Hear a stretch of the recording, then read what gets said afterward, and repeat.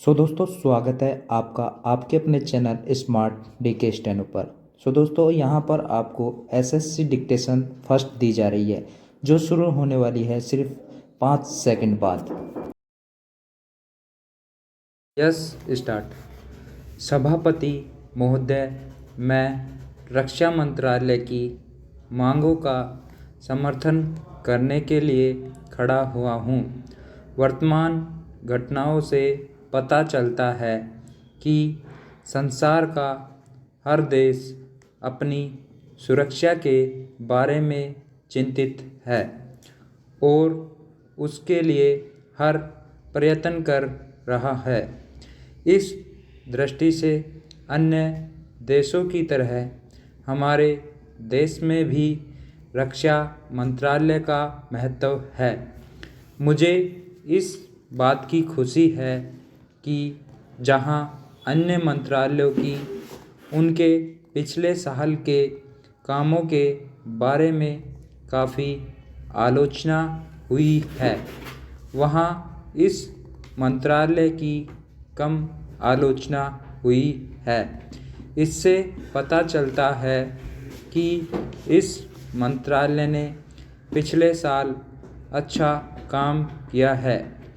मोटे तौर पर किसी भी देश की सुरक्षा नीति का लक्ष्य यह होता है कि दूसरे देशों, खास तौर से पड़ोसी देशों के साथ मित्रता के संबंध स्थापित हो और हम एक दूसरे के मामलों में हस्तक्षेप न करें। लेकिन उसके साथ यह भी ज़रूरी होता है कि हम अपने देश की सीमाओं और अखंडता की रक्षा करें। इसलिए हमारे देश का यह कर्तव्य हो जाता है कि हम अपने पड़ोसियों को कार्यों पर पूरी नज़र रखें, क्योंकि आज तक हमारे देश पर जो संकट आए हैं वे हमारे पड़ोसियों से आए हैं। 1965 में पाकिस्तान के साथ जो लड़ाई हुई और उसके बाद ताशकंद में जो समझौता हुआ वह सिर्फ कागज़ पर ही रहा। पाकिस्तान ने उस पर कोई अमल नहीं किया। इस दृष्टि से बहुत ज़रूरी है कि हम अपने देश की सुरक्षा की हर तरह से व्यवस्था करें। हमारा उद्देश्य दूसरों पर आक्रमण करना नहीं है, लेकिन यदि हम पर कोई आक्रमण करे तो हम में इतनी शक्ति अवश्य होनी चाहिए कि हम उसका डटकर सामना कर सके।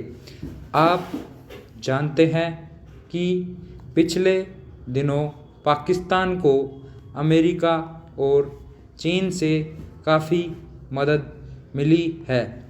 रक्षा मंत्रालय की रिपोर्ट में भी कहा गया है कि पिछले साल अमेरिका ने पाकिस्तान को 1500 करोड़ रुपये की फौजी सहायता दी है। आज जहां हम फौजी सामान के लिए अपने कारखानों की मदद से अपनी शक्ति बढ़ाने का प्रयत्न कर रहे हैं, वहां पाकिस्तान संसार के देशों से फौजी सामान खरीद रहा है। अपनी नीति के कारण वह सब देशों से लाभ उठा रहा है। मेरा सुझाव है कि हमको भी अपनी शक्ति बढ़ाने के लिए संसार के अन्य देशों से अधिक फौजी सामान खरीदना चाहिए।